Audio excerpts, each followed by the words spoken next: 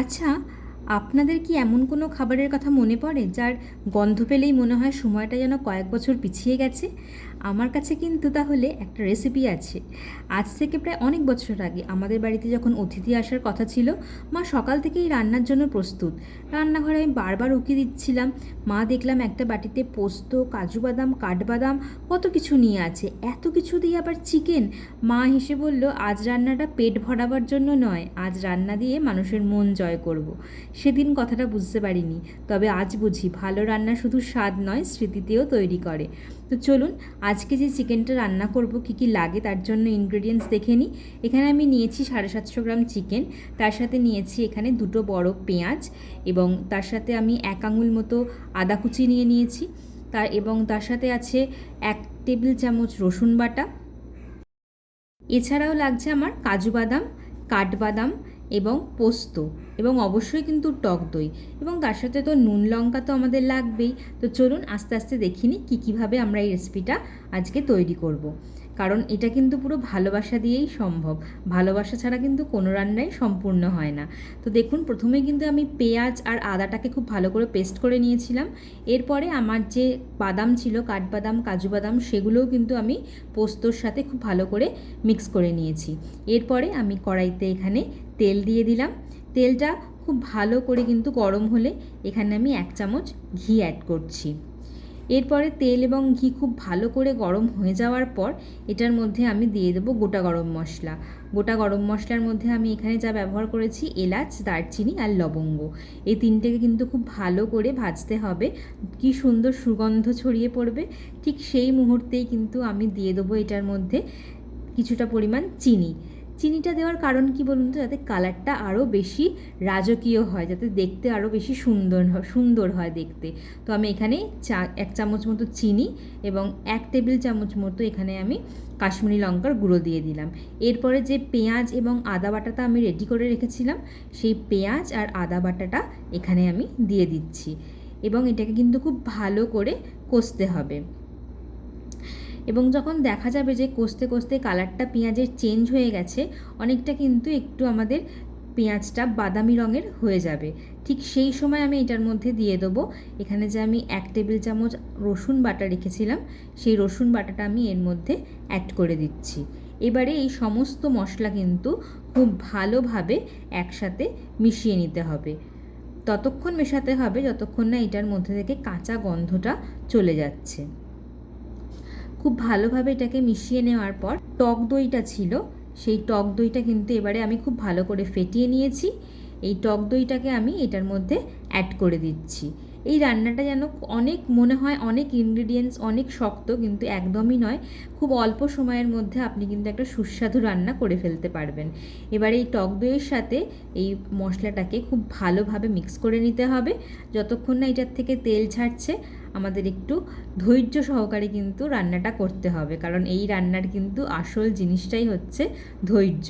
যত ভালো করে আপনি রান্নাটাকে কষবেন, তত কিন্তু এর টেস্ট আরও বাড়বে। এরপরে আমি এটার মধ্যে দিয়ে দিচ্ছি 1 চামচ মতো হলুদ গুঁড়ো, 1 চামচ মতো জিরে গুঁড়ো, এবং পরিমাণ মতো আমি এখানে লাল লঙ্কার গুঁড়ো ব্যবহার করছি।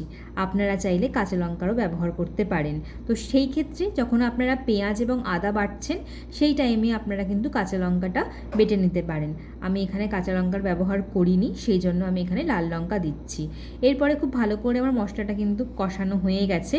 এই সময় আমি কিন্তু এটার মধ্যে চিকেনটা দিয়ে মাঝারি আঁচে ধীরে ধীরে কষতে থাকবো। খুব ভালো করে চিকেনটা কিন্তু কষতে হবে, এবং চিকেনটা ততক্ষণ কষতে হবে যতক্ষণ না চিকেন নিজের থেকে জল ছাড়ছে। এরপরে আমি এখানে দিয়ে দিলাম পরিমাণ মতো নুন। নুন দিলে কিন্তু চিকেনের থেকে জল বেরোবে, এবং সেটার মধ্যেই কিন্তু আমরা চিকেনটাকে পুরো রান্না করব। প্রয়োজন হলে আমরা তারপরে এখানে জল অ্যাড করব। এবং চিকেনটা কিন্তু আমি বারবার বলছি, একদম মাঝারি আঁচে ঢাকা দিয়ে দিয়ে চিকেনটাকে রান্না করতে হবে। আমি এখানে আরেকটু কাশ্মীরি লঙ্কার গুঁড়ো অ্যাড করলাম, যাতে কালারটা আরও বেশি ইনহ্যান্স করে। আমি এটাকে কিছুক্ষণের জন্য 20 মিনিটের জন্য ঢেকে দিচ্ছি। 20 মিনিট পর দেখুন চিকেনটার কিন্তু কালার খুব ভালো এসেছে। এরপরে কিন্তু এটাকে খুব ভালোভাবে একবার আমি নেড়ে নেব, যাতে চিকেনের সাথে সমস্ত মশলাগুলো খুব ভালোভাবে মিশে যায় এবং আমাদের কিন্তু চিকেন প্রায় সিদ্ধও হয়ে গেছে। স্বাদগুলো একে অপরের সঙ্গে খুব ভালো করে বন্ধুত্ব করে নিয়েছে, সেটা কিন্তু ঢাকনা খুলেই দেখা যাচ্ছে। কি অপূর্ব রং, তাই না? আর দারুণ গ্রেভিটাও কিন্তু হয়েছে। আমাদের চিকেনটাও কিন্তু প্রায় অলমোস্ট রেডি হয়ে গেছে। এরপরে আমি এই যে বাদামের মিশ্রণটা তৈরি করেছিলাম, বাদাম আর পোস্তর, সেই বাদাম আর পোস্তর মিশ্রণটাও কিন্তু এরপরে আমি দিয়ে দেবো। এখানে আমার মনে হলো একটু জলের প্রয়োজন রয়েছে, সেজন্য আমি এখানে জলটা অ্যাড করলাম।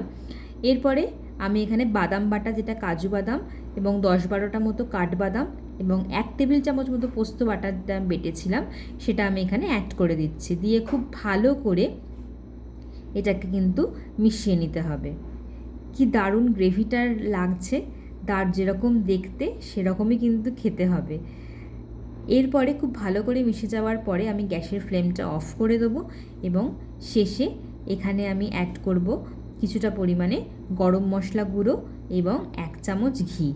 দেখুন কি সুন্দর কালারটা এসছে চিকেনের। এরপরে আমি এখানে অল্প পরিমাণে একটু যে বাদামের ধোয়া জলটা ছিল, সেই জলটা আমি এখানে অ্যাড করলাম। খুব সুন্দরভাবে কিন্তু এটা আমাদের একদম রেডি হয়ে গেছে। এরপরে আমি কিছুটা ঢাকা দিয়ে একটু হালকা আঁচে আমি এটাকে রাখবো, স্ট্যান্ডিং টাইম দেবো, যাতে এটা আরও খুব ভালোভাবে কালারটা আসে।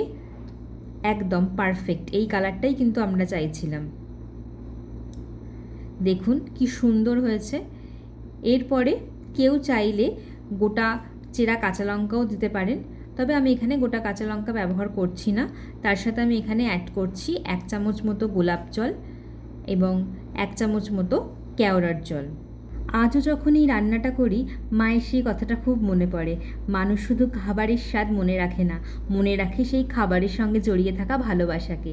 আপনাদের বাড়িতেও নিশ্চয়ই এমন কোনো রান্না আছে যেটা দেখলে কারোর কথা মনে পড়ে যায়?